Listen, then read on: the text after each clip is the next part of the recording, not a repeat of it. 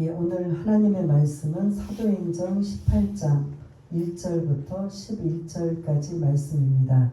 제 성경으로는 신약성경 218쪽에 있는 사도행전 18장 1절부터 11절까지 말씀을 우리 다 찾으신 줄 알고 1절부터 11절까지 함께 읽겠습니다. 시작. 그 후에 바울이 아덴을 떠나 고린도에 이르러 아굴라라 하는 본도에서 난 유대인 한 사람을 만나니 글라우디오가 모든 유대인을 명하여 로마에서 떠나라 하는고로 그가 그 안에 브리스길라와 함께 이달리아로부터 새로 온지라. 바울이 그들에게 감해 생업이 같으므로 함께 살며 일을 하니 그 생업은 천막을 만드는 것이더라. 안식일마다 바울이 회당에서 강론하고 유대인과 헬라인을 검명하니라.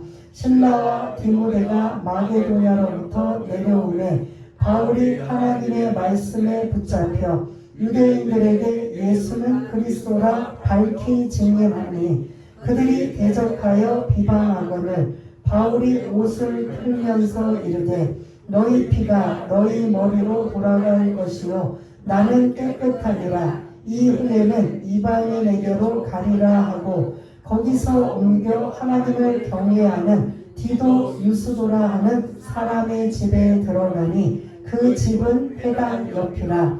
또 회당장 그리스도가 온 집안과 더불어 주를 믿으며 수많은 고린도 사람도 듣고 믿어 세례를 받더라. 밤에 주께서 환상 가운데 바울에게 말씀하시되 두려워하지 말며 침묵하지 말고 말하라. 내가 너와 함께 있음에 어떤 사람도 너를 대적하여 해롭게 할 자가 없을 것이니 이는 이 성중에 내 백성이 많음이라 하시더라. 1년 6개월을 머물며 그들 가운데서 하나님의 말씀을 가르치니라. 아멘. 예, 오늘 10절에 있는 말씀 내가 너와 함께 있음에 라는 제목을 가지고 함께 오늘 고린도가 어떻게 탄생하게 되었는지 교회가 어떻게 세워지게 되었는지에 대한 말씀을 함께 나누려고 합니다. 그 다음 지도를 좀 띄워주세요. 지도를 보면 이 지금 지도가 바울의 2차 전도의 그런 지도의 그런 화살표를 볼 수가 있습니다. 바울이 처음에 파송받은 교회가 어디죠? 시리아 안디옥. 안디옥이 많아서 시리아 안디옥, 비시디아 안디옥 이거 앞에 이제 그 지명을 붙이는데 지금 안디옥이 가장 여러분들이 보시는 오른쪽 보이시죠? 예, 오른쪽에서 선교사를 파송합니다. 누구 파송되었죠? 이때 바울과 누구였죠? 신라 두 명이 파송되었는데 이제 가면서 1차 선교 지역인 갈라디아 지방을 지금 더베 다소는 지금 사도 바울의 고향이고 다소를 지나니까 어디가 나와요? 더베가 나오죠. 더베 나오죠. 더베 나오고 그 다음 어디가 나와요? 누스드라 나오죠. 그 다음 이고니온 비시디아 안디옥. 거기 그 네 지명을 통틀어서 갈라디아라고 하는 걸 볼 수가 있습니다. 거기 이제 1차 선교했던 지역을 이제 다시 이렇게 거쳐서 가는 것이고 본격적으로는 드로아라는 곳 여러분 보이세요? 드로아에서 환상을 보고 마게도냐로 와서 우리에게 손짓하면서 우리를 도우라라고 하는 그 환상을 듣고 그는 이 갈라디아 지역인 소아시아 지역에서 복음을 전하고 싶은 바울의 마음을 이제 바뀌어서 하나님께서 저쪽 유럽으로 건너가라고 하시는구나. 그래서 드로아에서 건너서 가장 첫 번째 지명이 어디가 나와요? 네아폴리는 이제 이동하는 거쳐서 첫 번째 복음을 전했던 지역 빌립보 지역입니다. 빌립보 아시죠? 자주 옷감 장사 루디아를 만나고 거기서 복음을 전하다가 어떤 일을 당했어요? 감옥에 들어가는 일들. 그래서 이제 결국은 또 추방당하고 그 다음에 두 번째 유럽. 이 지역이 지금 다 그리스예요. 우리가 지금 알고 있는. 그런데 지금 빌립보와 데살로니가 그 베리아 쪽은 그때 당시는 마게도냐라고 해요. 지금 그리스의 마게도냐라는 그 지명이 따로 있지만 그때는 그리스가 크게 둘로 나눠져 있어요. 북쪽은 마게도냐, 남쪽 고린도와 아덴은 아가야. 그래서 여러분들이 성경 읽을 때 아니 바울이 아가야를 언제 갔어? 마게도냐를 언제 갔어? 거기서 복음을 안 전했는데? 라고 갈라디아도 마찬가지예요. 갈라디아도 언제 갔어? 지명이 없었는데? 라고 할 때 요 지금 설명을 잘 들으셔야 돼요. 소아시아의 그 네 군데의 지명을 통틀어서 뭐라고 한다고요? 갈라디아라 한다. 그래서 지금 그리스로 넘어와서 지금 빌립보와 데살로니가 베레아 지역을 이전에는 우리나라 뭐 경상도 충청도 하는 것처럼 그 전체를 마게도냐라고 한다. 이해되시죠? 그 다음에 그 아래 지역은 뭐라고 한다? 고린도와 아덴을 아가야 지방이라고 한다. 아가야, 아가 부르는 것처럼 아가야 하는 거. 그래서 여러분들이 성경을 읽을 때 언제 사도 바울이 마게도냐에서 복음 전하고 아가야에서 전했지? 라고 하면 여러분들 막 머리 아프고 못 찾아내요. 근데 이곳 지명이라는 걸 이해하시고 그 주, 미국으로 말하면 주고 우리나라 말하면 도에 해당되는 마게도냐에서는 빌립보와 데살로니가 그리고 베레아에서 복음을 전했어요. 그 다음에 이제 쭉 내려와서 베레아에서 배를 타고 어디로 왔어요? 아가야 지방의 아테네 도착을 합니다. 우리가 이제 지난주에 나왔던 지성과 철학의 중심지라고 하는 다 그런 지식적인 도시라고 하는 이러한 곳이 바로 아테네를 볼 수가 있습니다. 그래서 우리가 청주하면 무슨 도시라고 우리가 하죠? 교육의 도시 하는 것처럼 아테네 하면 지성과 철학의 도시라고 하는데 오늘 이제 그 아덴에서 바로 옆에 뭐가 나와요? 오늘 본문 고린도입니다. 여러분 지금 고린도를 그냥 지도만 보시면 어떤 도시로 보여요? 네? 지금 아덴하고 고린도가 연결이 돼 있어요. 육지가 이렇게 좁게. 그래서 그게 굉장히 중요한 역할을 해요. 그래서 이제 이 시간에는 다 말씀을 드려요. 그래서 섬은 아니에요. 아덴에서 고린도로 육지가 연결되어 있어요. 그 섬이 아니고 그러면 섬이 아니면 이 고린도는 어떤 도시인 것 같아요? 네? 우리 인천이나 부산처럼 항구도시, 국제 항구도시예요. 이 고린도가 지금 저 있는 쪽으로는 유럽 쪽으로 항구도시고 또 이 고린도가 저쪽 여러분들이 보이는 오른쪽에서 보면 아시아 쪽의 항구도시여서 말 그대로 국제 항구도시예요. 굉장히 중요한 그런 항구도시의 요충지라고 볼 수가 있어요. 근데는 여러분들 국제 항구도시면 뭐가 많냐면 상업과 무역이 발달이 돼요. 그러면 여기에 뭐가 자연적으로 따라붙는다? 상업과 장사와 무역이 저기 뭐 성행하면 자연적으로 뭐가 붙어요?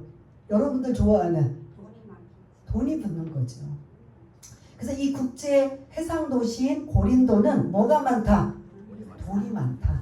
돈이 어떻게 생겼느냐? 상업과 무역을 통해서 지금 이곳에 돈이 많은 여유로운 도시다. 그럼 아덴하고 완전 반대예요. 아덴은 교육도시, 지성과 철학의 도시였다면 반대는 여기는 장사, 그런 사업, 무역 하는 돈이 많은 도시예요. 또 하나는 뭐냐면 이곳은 우리가 이제 그렇게 다 이렇게 표현하기 뭐하지만 바닷가 사람들은 좀 뭐하다고 해요? 부드럽고 온유하다고 표현해요? 아니면 뭐라고 표현해요? 거칠다라는 표현이에요. 왜 그런지 모르지만 아무튼 거친 도시가 이 지역이고 또 하나는 아테네에서도 가장 높은 언덕에 뭐가 있다고 했어요? 그 이름 그대로 아테네 여신이 그대로 있다고. 그 파르테논 신전 안에 제가 엄청난 여신 사진을 보여드렸잖아요. 그 안에 누가 있었어요? 그 신전 안에 아테나 여신, 지성의 지혜의 여신 아테네가 그 안에 있는 걸 볼 수가 있는데 이 고린도에도 가장 높은 언덕에 신전이 있어요. 그때는 무슨 신전인가?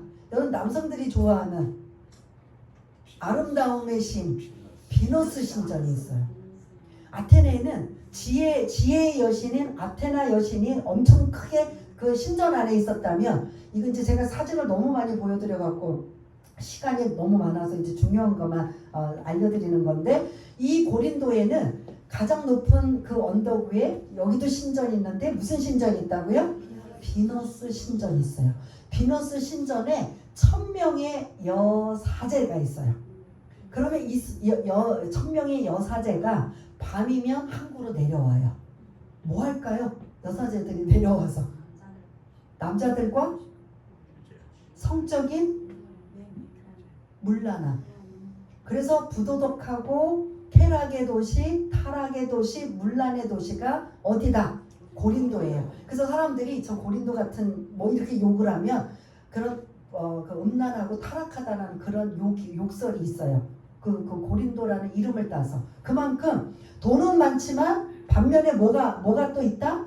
음란과 부패와 타락의 도시라는 거죠. 그게 왜 그냥 이름을 붙인 게 아니라 밤 되면 거의 1000명의 여사제들이 여기 그 항구 도시로 내려와서, 항구 도시는 국내에도 많지만 외국에 있는 사람들이 많이 드나드는 곳이잖아요. 그러면 머물다 가잖아요. 머물다 가면 자연적으로 남자들은 뭐 할까요? 다는 아니지만 뭐 할까요? 뭐에 돈을 쓸까? 술에 또 여자에 이런 거에. 그러니까 방탕의 타락의 도시가 이 고린도예요. 이런 도시를 지금 바울은 지금 계획하고 복음을 전하러. 왜냐하면 이 지역에 아가야 지방의 제일 큰 도시, 아니면 로마 다음으로 두 번째 큰 도시예요. 아까 아테네는 한 2만 정도의 인구였다면 이 지금 2만은 좀 더 되나? 아무튼 이 고린도는 50만 정도, 그 당시 50만이면 굉장히 많은 큰 도시인데, 로마 다음으로 큰 도시가 바로 이 고린도인데, 돈이 넘쳐나요. 돈이 넘쳐나면서 뭐도 함께 있다? 쾌락과 음란과 그런 타락의 도시다라는 이러한 것들. 근데 지금 이제 그 아덴과 베레아는 쫓겨 도망오다시피 해서 어쩔 수 없이 복음을 전하였지만, 바울의 목적지는 제가 말씀드렸잖아요. 가장 어디를 염두에 두고 있다? 큰 길을 닦고 큰 도시를 거점으로 하고 있다. 그래서 많은 사람들을 할 수만 있다면 복음을 전해서 그들을 통해 또 복음이 전파가 되는 이러한 일이기 때문에 자꾸 소도시를 시골을 다니는 게 아니라 큰 도시, 대도시가 사도 바울의 그런 복음 전하는 그런 어쩌면 거점이라고 볼 수가 있어요. 그러다 보니까 이 고린도는 사실은 작정을 하고 왔지만 사실은 실망할 수밖에 없는 상황이에요. 근데 지금 이 고린도에 바울은 누구랑 왔다? 누구랑 같이 왔다? 혼자 왔다? 예? 아니에요. 오늘 읽은 것도 여러분들 집중해서 안 읽으셨고 지난주도 집중해서 못 들으셨네. 실라와 디모데가 이미 떨어뜨려 놓고 이미 아테네에서 혼자 복음 전했어요. 그리고 혼자 복음을 전하고 사실은 열매도 있었지만 큰 열매는 거두지 못하고 사실은 참패하고 이 고린도로 넘어왔을 때 어떻게 왔느냐? 혼자 온 거예요. 아테네에서도 혼자 복음 전하고 그곳에서 이제 스스로 쫓기고 도망 나오던 것은 아니지만 여기서 너무 철학적으로 막 이야기를 나누자는 이런 것에 더 이상 복음이 안 되겠다 싶어서 스스로 처음으로 아테나에서 자기 스스로 온 지역이 어디다? 고린도라는 지역이에요. 그래서 지금 현재 고린도에는 바울이랑 누구랑 있었다? 예? 혼자 있었다. 네, 혼자 있었어요. 그러다 보니까 바울이 지금 많이 지치고 있어요. 혼자 있다 보니까 복음을 전하지만 하루 종일 살려면 뭐가 또 있어야 돼요? 먹는 문제를 해결해야 되잖아요. 근데 그 지금 먹는 문제가 해결이 안 되니까 자비량으로 선교를 하는 거예요. 자비량은 뭐예요? 자기가 가지고 있는 기술이나 아니면 그 기술이 해당이 안 되면 막노동이라도 해서 벌어서 하루 세 끼나 두 끼를 해결하며 복음을 전하는 이 일을 하다 보니까 복음대로 전해, 그리고 나가서 일을 해. 이러다 보니까 이게 몸도 마음도 쇠약해진 상황에 고린도로 지금 지금 들어와 있어요. 그런데 지금 와 있어도 동역자가 있다 없다?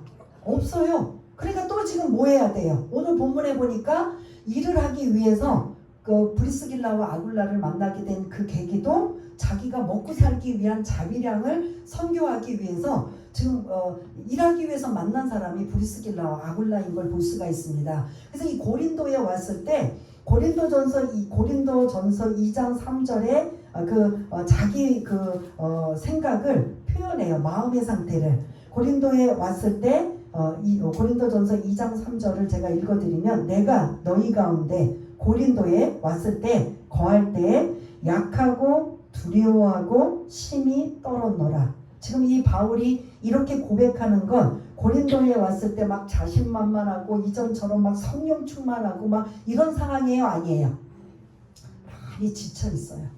제 빌립보 지역부터 해서 쫓겨다니고 도망다니고 그리고 복음은 복음대로 전하고 낮에는 또 돈 벌러 다니고 이게 몸도 마음도 쇠약해진 이 상황이 계속 누적이 되어 있는 상황에 고린도에 왔을 때 자기가 고린도전서 2장 3절을 표현하면 약하고 두려워하고 심히 떨었노라 라고 하는 고린도에 도착했을 때 자기의 마음의 상태를 언급하고 있다면 바울은 지금 우리가 알기로는 대단한 사람이에요. 엄청나게 복음의 능력을 발휘한 사람이에요. 그래서 우리는 바울하면 엄청나고 대단하다 이렇게 표현을 하는데 고린도에서는 아주 연약한 인간적인 모습이 드러나고 있는 거예요.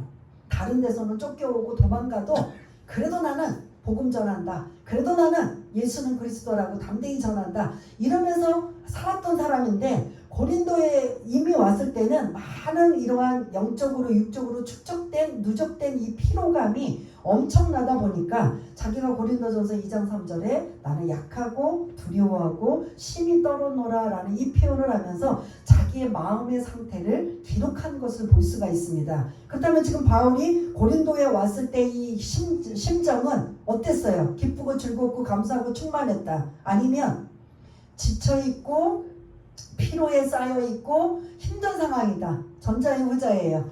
그걸 여러분들이 조금 기억을 하시면서 이제 오늘 말씀을 좀 나가려고 합니다. 오늘 아무튼 이제 지명은 고린도고 하나 또 이제 띄워주신 거 한번 넘겨주세요. 이게 지금 고린도에 그렇게 복음을 전해서 많은 열매를 거둬두어서 바울의 기념교회예요. 고린도 교회. 그 고린도 교회 기념교회인데요. 여러분 저 정면에 보면 이렇게 타원형으로 3개 입구 들어가는 거 보이시죠? 거기에 타원형 왼쪽 측면하고 오른쪽 측면에 큰 이런 비석과 같은 현판이 있어요. 그걸 이제 넘겨주시면 하나 제가 아까 그 입구 들어가는 오른쪽 측면에 이게 지금 뭐냐면 사도 바울부터 그때부터 시작해서 지금에 이르기까지 그 바울 기념교회 목회자들의 명단이 여기 지금 기록이 되어 있어요. 그래서 1대는 바울이고 2대는 아볼로예요. 이제 우리가 다음 주에 나누지만 3대는 신라. 그부터 해서 현재 저 마지막 저 부분에는 현재 목회자의 명단이 이름이 지금 담겨져 있는 걸 볼 수가 있고 한쪽 측면에는 목회자의 명단이고 또 한쪽 이제 넘겨주시면 또 한쪽 측면에는 이게 지금 기록되어 있는데 고린도는 여러분들이 머릿속에 생각하기에 하나님이 기뻐하시는 교회였다 아니었다? 어우 정도. 그러면 거기서 여러분들이 그래서 사도 바울이 고린도 전서와 후서를 편지를 29장을 할애할 정도로 문제가 많은 그래서 이 고린도 안에는 별의별 문제가 많아요. 그 우상의 문제, 재물의 문제, 고소고발의 문제, 목회자의 문제, 재림의 문제, 이단의 문제, 문제가 엄청 많으니까 그 문제를 해결하기 위한 답을 제안하기 위해서 고린도전서 16장, 그다음에 고린도후서 13장에서 29장에 걸쳐서 그 문제에 대한 답변서를 기록하고 있는 그 내용 중에 여러분들이 가장 고린도 전후서 하면 어떤 장이 기억이 날까요? 힌트예요. 이게 지금 고린도전서 13장 무슨 장? 13장은 무슨 장? 예? 고린도전서 13장은 무슨 장? 집중 좀 하시고요. 다 아시는 거예요, 여러분들. 사랑장. 이게 사랑장이에요. 사랑장을 그 입구에 왼쪽으로는 여러분들이 보시기 왼쪽으로는 그 목회자의 명단, 오른쪽으로는 고린도전서 13장의 내용을 기록한 것이 이렇게 지금 이렇게 붙여져 있는 이런 걸 볼 수가 있습니다. 그림 나왔습니다. 1절부터 이제 다시 이제 본문을 띄워주시면 여러분들이 지금 그 고린도의 처해 있는 배경과 그리고 바울이 고린도에 들어왔을 때 그 심경 이 두 가지를 여러분들이 염두에 두시면서 오늘 이제 이 말씀을 나누려고 하는데요. 1절은 제가 말씀드린 아테네에서 어디로 지금 왔다? 고린도로 왔다. 근데 고린도는 여러분들의 머릿속에 지도를 기억하시면 그 고린도는 어떤 도시다? 항구 도시다. 그래서 그 상업과 무역을 하는 항구 도시여서 뭐가 많다? 돈이 많다. 그런데 문제는 돈도 많지만 뭐도 있다? 음란과 쾌락과 타락의 도시였다. 이러한 도시에 몸도 마음도 지쳐있는 사도 바울이 고린도 지역에 지금 들어와 있는 이러한 모습을 볼 수가 있는데 당장 지금 바울은 혼자예요. 혼자이다 보니까 당장 뭐부터 해야 되느냐? 먹는 문제, 자는 문제 이게 숙식이 해결이 돼야 되는데 지금 누가 막 후원해주고 하는 이 상황도 아니에요. 그러다 보니까 곧바로 그는 어떻게 하느냐? 숙식 문제를 해결하기 위해서 2절 3절에 누가 등장하느냐? 브리스길라와 아굴라 부부가 등장해요. 바울은 기술이 있어요. 유대인들은 어려서부터 랍비 그런 말씀을 율법을 교육을 시키면서 반드시 뭐를 하냐면 1인 1 기술을 가르쳐요. 기술. 그래서 굶어 죽지 않기 위해서 어디나 갖다 놓아도 굶어 죽지 않기 위해서 기술을 가리키는데 바울은 어떤 기술을 어렸을 때부터 배웠느냐? 천막을 만드는 텐트를 만드는 기술자 그 기술을 배운 거예요. 그러니까 바울이 지금 이곳에 와서 보니까 지금 텐트 천막을 만드는 그것이 지금 엄청나게 성행을 해요. 왜냐? 마침 바울이 고린도에 왔을 때 그 전쯤에 어떤 일이 일어났느냐? 로마에 있는 모든 유대인들을 그 황제가 추방 명령을 내렸어요. 그러면 로마에 살고 있는 유대인들이 다 그 로마를 떠나야 되는데 주변의 나라도 있지만 고린도라는 이 지역에 많이 지금 이제 자리를 잡고 있어요. 그러면 가장 먼저 뭐예요? 추방당해서 남의 나라 와가지고 자리를 잡으려면 가장 먼저 뭐가 있어야 돼요? 집이 있어야 되잖아. 근데 그 집을 임시 처소인 텐트나 천막을 만드는 이 일이 지금 이 브리스길라와 아굴라 부부가 이 일에 지금 그런 어떻게 보면 사업을 하고 있는 거예요. 그러다 보니까 마침 바울도 숙식의 문제를 해결하기 위해서 돈을 벌어야 되니까 자기가 배운 뭐가 있다? 천막 만드는 기술을 가지고 있기 때문에 이 브리스길라와 아굴라 부부에게 자연스럽게 들어가서 지금 직원으로 지금 들어가 있는 걸 볼 수가 있습니다. 그러다 보니까 서로 통성명을 하고 보니까 같은 유대인 출신이에요. 또 하나 로마에서 이미 예수님을 믿은 자들이에요. 그러니 바울에게는 천군만마를 얻은 엄청난 이 만남을 하나님이 고린도 교회 안에 사도 바울이 교회라는 말 죄송합니다. 고린도 안에 바울에게 임한 하나님의 은혜 세 가지를 이제는 설명을 드리려고 합니다. 고린도 안에 바울에게 임한 하나님의 은혜가 첫 번째 만남의 은혜, 동력자의 은혜라는 거죠. 그게 이제 2절 3절에 누구를 만났어요? 아굴라, 브리스길라라는 부부예요. 근데 남편은 아굴라고 브리스길라는 아내예요. 근데 이제 이 이름이 오늘 2장에서는 아굴라로 시작하지만 다른 내용에서부터는 계속 이 부부의 이름을 누구부터 나와요? 브리스길라와 아굴라 부부. 그러면 왜 이름이 바뀌었을까요? 보통 아굴라 브리스길라 부부 이렇게 해야 되는데 나중에는 이제 이름이 바뀌어져요. 브리스길라와 아굴라 부부. 왜 그럴 것 같아요? 믿음이 아굴라보다 남편보다 아내 믿음이 더 좋은 거예요. 그러다 보니까 이제 브리스길라가 더 앞장서서 활동하고 더 많이 이러한 일들을 이제 바울을 돕고 하니까 그 일들이 이제 이름이 이제 브리스길라와 아굴라 부부로 바뀌게 되는데 이 사람들은 어디서 왔다? 로마의 추방당해서 온 고린도에 온 자들 그리고 그들이 가지고 있는 기술 텐트 천막 만드는 기술을 사업을 하고 있는 거예요. 그곳에 자연스럽게 누가 들어와서 지금 직원으로 들어왔다? 바울이. 왜 들어온 거예요? 복음 전해야 되는데 먹고 살려고. 맞아요. 먹고 살기 위해서. 근데 나 지금 다 다른 사람도 없잖아요. 누구 동역자가 있으면 우리가 대신 먹는 문제 해결할 테니까 바울 선생이요, 당신은 그냥 복음만 전하십시오. 이렇게 할 상황도 돼요, 안 돼요? 예? 안 되는 거잖아요. 본인 문제를 해결해야 되는 상황이다 보니까 자연스럽게 브리스길라와 아굴라 부부를 만나게 되다 보니까 로마에서 추방당했고, 그들은 이미 유대인 동족이었고 예수를 믿는 그리스도인이었다. 그러다 보니까 이제 바울이 복음을 전하는 이런 모든 이 상황을 알고 나서 브리스길라와 아굴라는 바울의 평생 목숨까지도 아낌없이 내놓는 동역자가, 믿음의 동역자가 된 거예요. 이 고린도에 도착했을 때 바울의 입장은 사실 몸도 마음도 지치고 이제 완전히 피로가 누적되어 있는 상황에 그래도 먹는 문제를 해결하기 위해서 기술을 가지고 그 브리스길라와 아굴라를 만났지만, 이게 누구를 통해서 만나게 하신 거예요? 이 브리스길라와 바울의 만남은 사실은 누가 하신 거예요?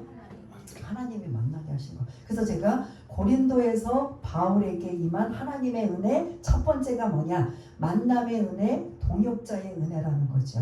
제 아무리 대단한 바울일지라도 혼자서는 어떻게 한다? 감당하기 힘들다는 거죠. 지치고 힘들고 외롭고 안 된다는 거죠. 주의 일은 그래서 반드시 뭐가 있어야 된다? 동역자들이 있어야 되는 거예요. 독불장군으로는 할 수 없어요. 그래서 만남의 복을 여러분들이 그렇게 기도하면서 함께 동역할 수 있는 그런 자들이, 저와 여러분들이 필요한 거죠. 그래서 이 브리스길라와 아굴라 부부를 만나고, 그래서 이 브리스길라 아굴라 부부를 통해서 생계를 책임받고 앞으로 가는 곳마다 따라다니고, 이제 브리스길라와 아굴라는 어쩔 수 없이 고린도에 왔지만 계속 여기서 정착하는 게 아니라 바울이 복음을 전하러 가는 곳마다 어떻게 한다? 따라다녀요. 그래서 아주 후원자, 그리고 때로는 목숨도 두려워하지 않고 내놓을 수 있는 이 정도의 바울의 아주 그런 믿음의 동역자가 바로 브리스길라와 아굴라 부부다. 그래서 이제 막 그 피로가 누적이 되고 힘들고 어려운 지쳐있는 상황에 브리스길라와 아굴라 부부를 만나고 이제 어느 정도 회복이 되었는데 더 날개를 달아준 게 뭐냐? 5절이에요. 5절을 좀 띄워주시면 이제 누가 온 거예요? 신라 디모데. 이 안에 누가는 자기 이름을 드러내지 않아요. 그리고 나도 왔어라고도 안 해요. 누가가 이제 이 저자거든요. 근데 누가는 그냥 그 틈에 합류해요. 근데 신라와 디모데가 이제 합류합니다. 누가도 함께 합류합니다. 그러면 지금 이제 피곤하고 지치고 피로가 누적이 되고 영적 동역자 없이 혼자 다니는 그 외로움 속에서 브리스길라와 아굴라의 하나님이 만나게 하시고, 이제 아까 그 말씀드린 빌립보와 데살로니가 그리고 베레아 지방을 뭐라고 제가 통틀어서 말씀드렸죠? 마게도냐. 그래서 이 마게도냐에서 그래서 5절에 보니까 그 지명이 나와 안 나와요? 신라와 디모데가 어디서부터 왔다?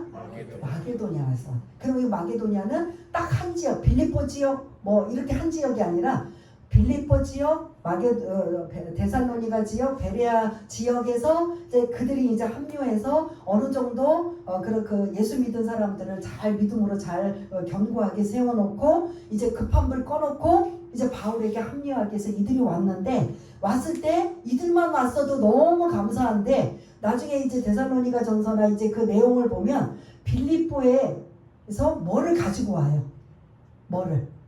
선교비를 가지고 와요. 선교비도 가지고 와.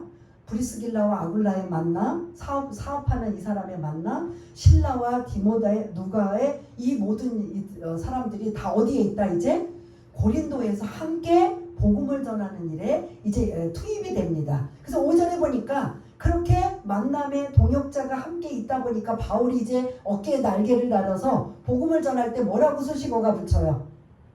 말씀에, 예? 하나님의 말씀에 붙잡혀, 사로잡혀 담대. 이제는 언제 피곤하고 언제 힘들었느냐, 이거 완전 다 없어졌어요. 담대히 하나님의 말씀에 붙잡혀서 사로잡혀서 복음을 전하는데, 복음의 핵심은 뭐다? 예수는 그리스도다. 다른 거 안 전해요. 아테네에서는 예수는 그리스도라는 것을 별로 안전하고 그들의 철학적인 것을 함께 토론하다시피 했던 이러한 복음이었다면 이번에 이 고린도에서는 아주 짧고 간결하게 예수는 뭐다?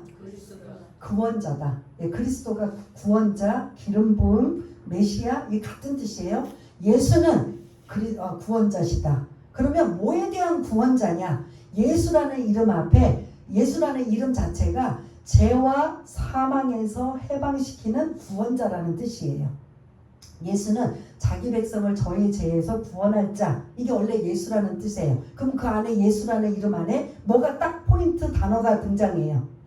예? 죄 문제를 그리스도는 뭐예요? 구원할 자. 이 세상에 어떤 누구도 죄 문제를 구원할 자가 없는데 오직 누구만? 예수만이 죄 문제를 죄의 결과는 사망이기 때문에 같이 넣어서 죄와 사망을 해방시킬 자 구원자는 오직 예수 그리스도다. 이것만 담대히 그 고린도 지역에서 복음을 전합니다. 그래서 이제 두 번째 고린도에 임하는 하나님의 바울에게 임하는 은혜가 열매를 맺게 하신다는 거죠. 그래서 6절에 보면 유대인 회당에 가서 또 복음을 전해요. 근데 그들이 받아들여요? 안 받아들여요? 어떤 받아들이지 않는 것뿐만 아니라 어떤 식으로 지금 대항을 해요? 비방과 대적한다. 대적이면 이제 뭐 막 죽일 듯이 대든다는 소리예요. 그래서 이제 뭐 바울도 내가 신을 떨어버리겠다. 나는 너희들이 어떠한 일을 만나도 구원에 관한 문제는 나는 책임질 일이 없다. 라는 그 뜻이에요. 예수님이 제자들에게 그런 전도하러 보냈을 때 너희가 그 지방에서 마을에서 쫓겨나면 신발을 떨어버리고 다른 지방으로 가라 라고 했던 그 말씀을 그대로 바울이 지금 하고 있는 게 6절의 말씀이에요. 신을 떨어버린다. 나는 뭐 깨끗하다. 뭐 이런 표현은 너희들에게 혹시 구원의 문제가 있을 때 나는 너희들에게 할 만큼 했다 라는 그러한 책임을 다했다 이런 뜻이거든요. 그래서 이제 유대인에게 거부당하니 이제는 누구에게 복음을 전해야 돼요? 그래서 7절에 보면 그 회당에서 옮겨 하나님을 경외하는 누가 있었다? 디도 유스도라라고 하는 이 회당의 옆집에 살고 있는 이 사람이 복음을 받아들여서 여기서 그런 고린도 교회가 가정교회가 세워졌다라는 이야기가 나오고 있습니다. 그래서 이제 열매를 맺게 되는 거죠. 근데 8절을 보면 누가 또 예수 믿게 돼요? 회당장. 회당에서 쫓겨났는데 근데 고린도는 사람이 많이 살다 보니까 유대인 10명만 되면 회당이 하나가 생기면 회당이 몇 개나 있을 것 같아요? 뭐 개수는 우리가 말할 수 없지만 1개 아니면 2개, 5개, 10개 그 이상 있을 수 있다 없다? 있어요. 그러니까 이쪽 회당에서 쫓겨나면 다른 회당에 가서 또 복음을 전하고 하는데 8절에 보니까 그 회당의 책임자인 회당장이 자기도 예수를 믿는 것뿐만 아니라 온 가족이 믿고 거기에 많은 사람들이 예수를 믿고 세례를 받더라. 엄청난 놀라운 그런 복음의 역사가 나타나는 거예요. 문제는 이 사람이 그 직분이 뭐라고 했어요?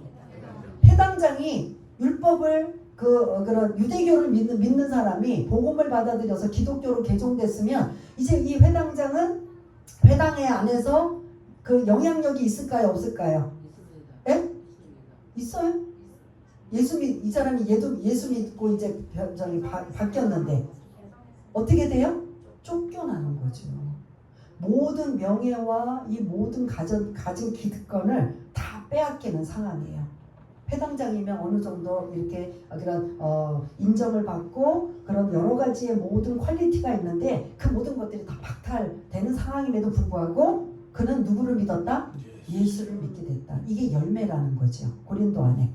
그러면 지금 이제 바울은 너무 이제 좋아해야 되는데 9절, 10절, 11절에 보면은 하나님 뭔가 지금 바울이 마음이 안 편해요. 그러니까 9절에 보니까 밤의 환상 중에 기도하고 있는데 하나님께서 주님이 바울에게 뭐라고 말씀하셔요? 3가지. 뭐라고 말씀하셔요? 두려워하지 말라. 침묵하지 말라. 말하지 말라. 이건 무슨 뜻인 것 같아요? 주님의 말씀은 복음을 어떻게 해라? 담대히 전해라. 그런데 지금 바울은 어떻게 했다는 소리예요? 전하긴 전하는데 두려워했다는 소리예요. 그러니까 이 유대인들의 대적과 비방이 어느 정도의 영향력이 있었는지는 모르지만 바울의 그 심리 상태를 너무나 잘 알고 주님이 밤에 기도하는 중에 뭐 하지 말라? 두려워하지 말라. 뭐 하지 말라? 침묵하지 말라. 뭐 하라? 말하라. 너 지금까지 잘하고 있어. 두려워하지 마. 그러면서 이제 10절에 보면 오늘 제목, 내가 너와 함께 있으니 두려워하지 말라. 네가 지금 하는 거 잘하고 있으니 선포해. 그러면 여러분들 생각이 그냥 읽기만 하면 아니 왜 이렇게 막 이제 동역자도 만나고 이제 그 선교팀도 만나서 어깨에 날개를 달아서 예수는 그리스도라고 막 하나님의 말씀에 사로잡혀서 이렇게 전하고 있는데 왜 한편으로는 두려워할까? 이게 가장 어떻게 보면 바울의 인간적인 모습이 드러나요. 여러분들이 한때 열심히 충만했을 때 계속 충만해요? 아니면 충만할 때도 있지만 안 충만할 때도 있어요? 바울도 똑같아요. 사실은 막 충만하게 말씀에 사로잡혀서 막 그냥 복음 전해서 예수는 그리스도에서 많은 열매를 걷지만 한편으로는 또 걱정하고 두려운 마음도 바울에게 있는 거예요. 그러니까 어떻게 보면 이 고린도에 다른 지역에서는 매 맞든 돌에 맞든 쫓겨나든 뭐 나는 내 길을 가련다고 담대하게 복음을 선포했던 바울이었다면 고린도는 인간적인 모습이 굉장히 많이 드러나고 있어요. 아까 제가 처음 시작할 때도 약하고 두렵고 심히 떨었노라라고 고린도전서 2장 3절의 말씀을 근거로 해서 그가 고린도에 왔을 때 혼자 선교팀 일행도 없이 혼자서 숙식의 문제를 해결해야 되고 많이 지금 피곤하고 힘든 상황에 그래도 하나님께서는 그에게 만남의 축복을 주셨고 그 다음에 열매를 걷게 하셨고 세 번째는 어떤 은혜가 임했느냐? 함께 하신다. 이게 최고의 복 아니에요? 주님이 여러분과 함께 하신다면 두렵고 걱정하고 염려할 게 없잖아요. 그죠? 여러분들이 음성에 귓가에 내가 너와 함께하마 아무개야 라고 하면 여러분들 어떠실 것 같아요? 예? 그런 음성이 들려지면 힘이 나요? 안 나요? 뭔가 지금 바울이 지금 눌려 있어요. 그래서 두려워하고 있는 상황에 두려워하지 말라, 침묵하지 말라, 말하라. 복음을 지금 하는 것처럼 담대히 선포해라. 내가 너와 함께 할 것이다. 그리고 너에게 어떤 해도 임하지 않을 것이다. 10절에 보면 그럼 왜 두려워하지 말고 침묵하지 말고 말하라고 한 건 아까 우리 유구마 권사님이 또 기도하실 때 내용이 들어갔는데 우리 이쪽에도 지금 표어가 있어요. 뭐죠? 이 성중에 내 백성이 많으니라. 여러분들 우리 교회 이거 붙여놨을 때 이게 어디 있나라고 할 때 고린도 교회 안에 바울에게 말씀하셨던 그 말씀이 여기 있구나라고 다시 한번 기억을 상기시키기 바라겠습니다. 그래서 9절 10절의 내용은 바울에게 힘을 실어주며 지금 하는 것처럼 복음은 계속 이루어지고 고린도 안에 아직도 뭐가 많다?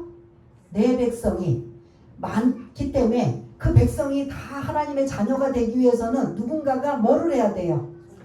전해야 되는 의무와 책임이 있기 때문에 너는 전해라. 두려워하지 마. 해봤지 않을 거야. 그러니 내가 너와 함께 할 것이야. 그러니 걱정하지 말고 지금 두려워하지 말고 침묵하지 말고 복음을 선포해라 라는 이러한 당부를 지금 환상 중에 주님이 주시는 함께 하시는 은혜가 임한다는 거지요. 그래서 11절에 보니까 고린도에 얼마 동안 머물었다.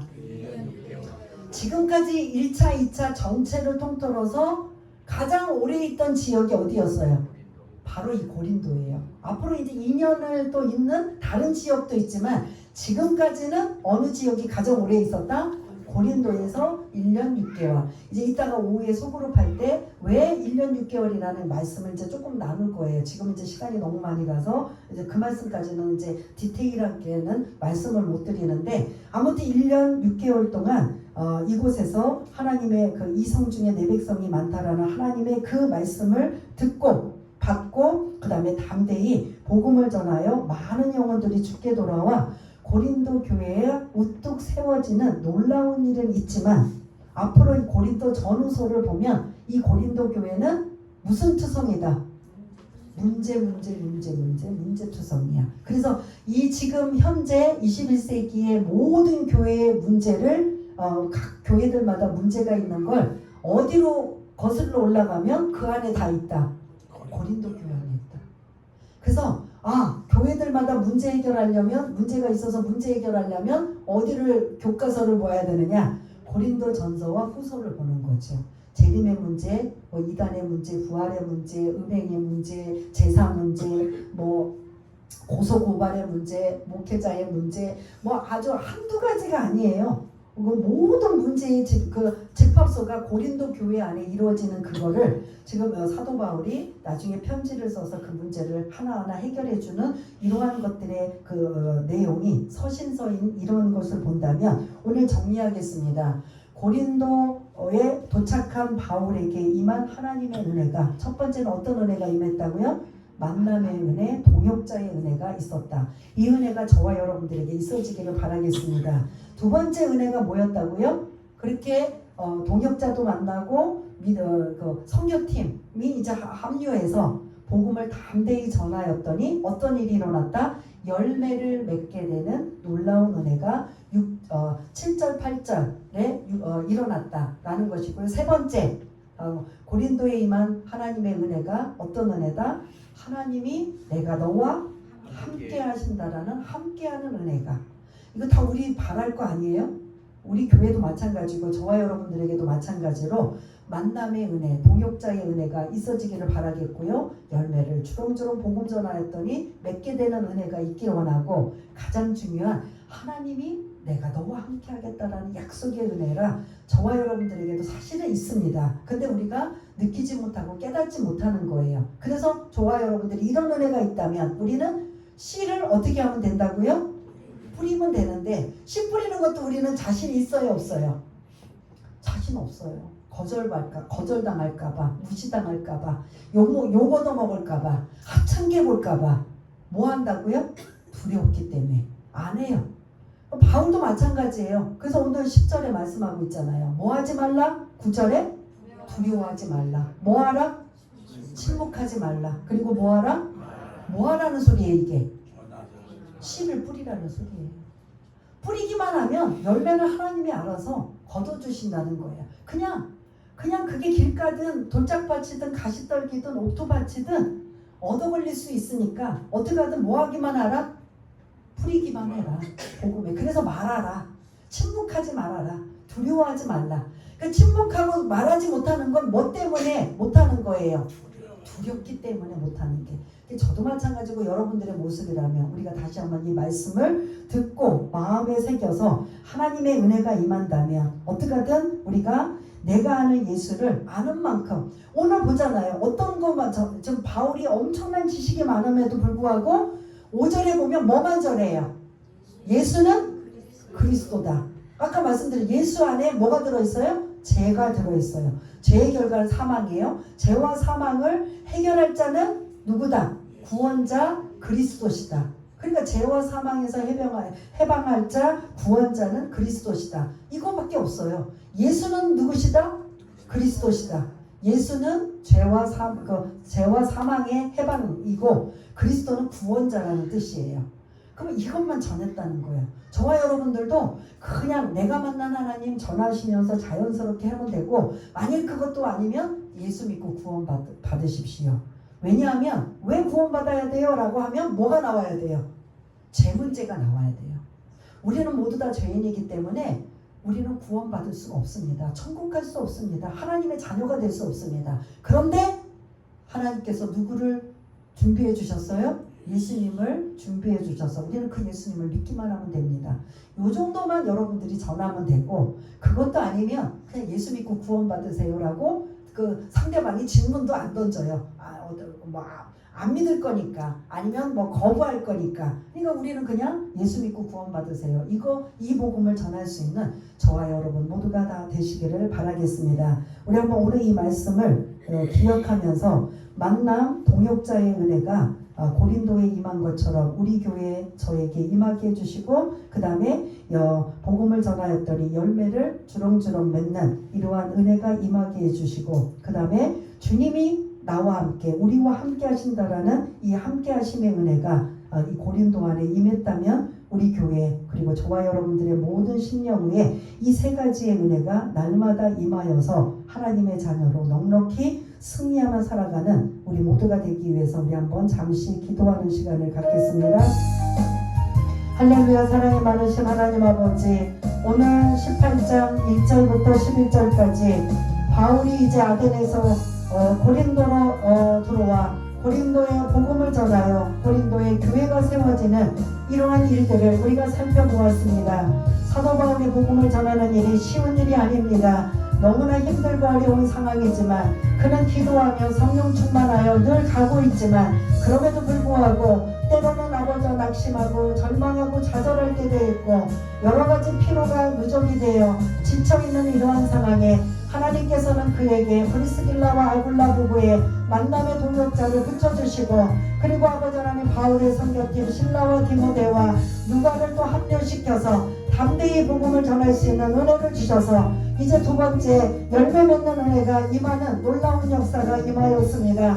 또한 아버지 하나님 바울의 한편에는 두려움이 가득한 그 모습을 하나님이 아시고 두려워하지 말고 침묵하지 말고 말하라고 했던 그 말씀에 내가 너와 함께 할 것이다 라는 이 약속의 말씀이 여러분들의 귓가에 나에게도 우리에게도 주시는 말씀이어서 항상 주님이 나와 함께 하시고 우리와 함께 하심을 기억하고 잊지 않아 두려워하지 말고 침묵하지 말고 말하라고 선포한 이 말씀에 우리가 아버지 하나님 또한 순종하며 뒤따를 수 있는 귀하고 복된 자들 다 되게 주님 도와주옵소서. 하나님의 입장에서는 이 지역에 이 성중에 이곳에 내 백성이 많기 때문에 너희들이 전하고 복음을 전하여 알려서 많은 영혼들이 주께 돌아오는 그 역할을 감당하라고 명령하셨다면 그 명령이 우리에게 주시는 말씀으로 받아들여 그렇게 순종하며 나갈 수 있는 우리 모두가 될 수 있도록 주님 도와주옵소서. 하나님 아버지, 사도 바울이 고린도에 들어와 많이 힘들고 어려운 상황이었지만 하나님께서 이 고린도에 하나님이 임하신 은혜가 만남의 은혜, 동역자의 은혜를 주셨고 그리고 많은 열매를 맺게 하셨고 그리고 하나님이 임마누엘의 하나님 내가 너와 함께 할 것이다 라는 약속의 말씀을 주어서 하나님의 입장에서는 이곳에 내 백성이 많다, 내 자녀가 많다. 그런데 그렇게 자녀가 되기 위해서는 너희들이 두려워하지 말고 침묵하지 말고 말하라 전파라고 했던 이 말씀이 우리들에게 주시는 그러한 음성으로 들려 우리가 어떻게 하나님의 자녀로 살아갈지 어떻게 그렇게 그런 복음의 나팔수가 되어야 될지 고민하며 이 말씀에 순종하며 살아가는 복된 자들 다 될 수 있도록 주님 도와주옵소서. 모두 감사드리오며 사랑이 많으신 예수님 이름으로 기도드리옵나이다. 아멘.